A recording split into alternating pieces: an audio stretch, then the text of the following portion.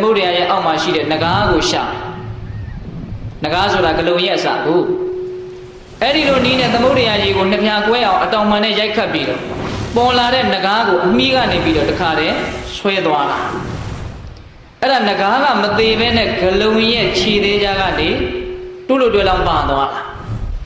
အဲ့ဒီမှာဂလုံကဘေကိုကုတည်ပြီးတော့ပြန်လဲဆိုတော့ဦးဇင်းတို့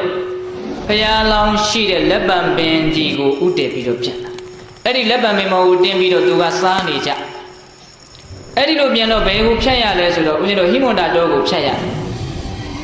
အဲ့ဒီမှာဂလုံကအောက်ကသစ်ပင်နေနဲ့မလွတ်တလွတ်ပြန်သွားတာအဲ့ဒါအောက်ကနဂါးကလေ